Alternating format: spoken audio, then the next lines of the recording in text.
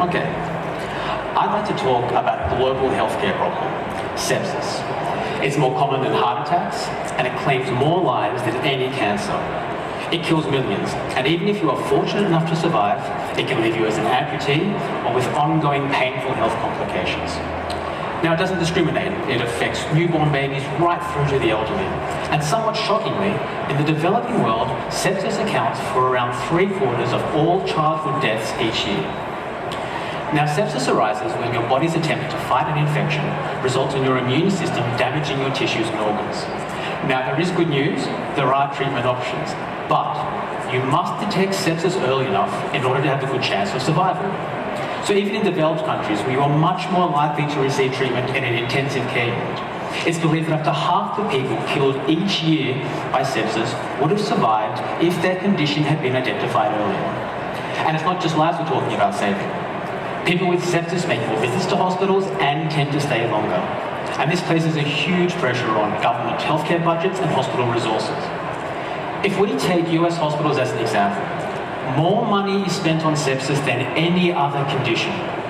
And it's estimated that early sepsis detection would help save these hospitals over $1.5 billion every year. So we need a way to detect sepsis early. And the solution is going to be as simple as monitoring the exhaled breath of the patient. So here's how it works. During sepsis, there are a number of changes in your body chemistry. And these changes ultimately result in changes of the isotopic composition of the carbon dioxide that you exhale. Now, we have evidence that these changes in exhaled breath precede other commonly measured parameters, such as blood pressure or your heart rate, by a minimum of 4 hours and by up to 18 hours. And with sepsis, every hour counts. So it's time to start saving lives and resources and implement this in hospitals. And we're going to make it possible. We're going to measure 2 breath biomarkers, isotopes of oxygen and carbon, both non-invasively and immediately in human patients. We're going to use our unique measurement cell to monitor not only every single patient breath, but also changes within each exhalation. And this information will be available immediately to clinicians in the room, providing the earliest possible warning of trouble. So I'll leave you with this. We are going to demonstrate that exhaled breath will provide the early detection capabilities that this field desperately needs.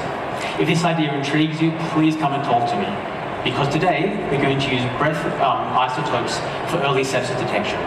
But we'll continue to utilize them as we investigate fast and non-invasive approaches to diabetes monitoring, for assessing organ function in at-risk patients, for dieting and weight control, and for optimized drug and medication selection for sufferers of different cancers and diseases, providing truly personalized healthcare. This is going to be a ride worth joining me for. Thank you.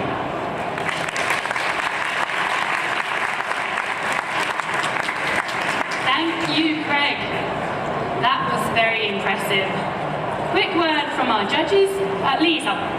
Thank you very much. It's a fantastic problem to be working on. I remember in Silicon Valley in California, there were a number of septic cure treatment diagnostic companies in the early 90s, and they all went bust.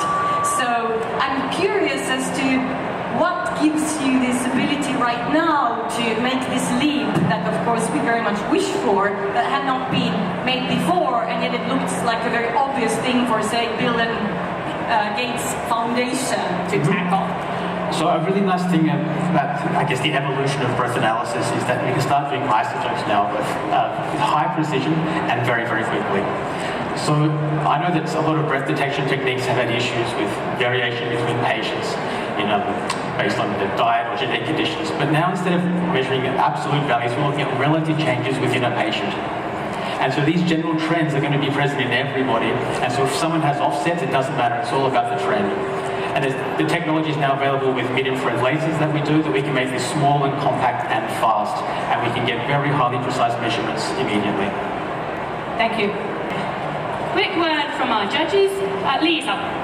Thank you very much. It's a fantastic problem to be working on. I remember in Silicon Valley in California, there were a number of septic cure treatment diagnostic companies in the early 90s, and they all went bust. So I'm curious as to what gives you this ability right now to make this leap that, of course, we very much wish for, that had not been made before, and yet it looks like a very obvious thing for, say, Bill and Gates Foundation to tackle? So a really nice thing about, I guess, the evolution of breath analysis is that we can start doing isotopes now with high precision and very, very quickly. So I know that a lot of breath detection techniques have had issues with variation between patients based on their diet or genetic conditions. But now instead of measuring absolute values, we're looking at relative changes within a patient. And so these general trends are going to be present in everybody. And so if someone has offsets, it doesn't matter. It's all about the trend. And the technology is now available with mid-infrared lasers that we do, that we can make this small and compact and fast. And we can get very highly precise measurements immediately. Thank you.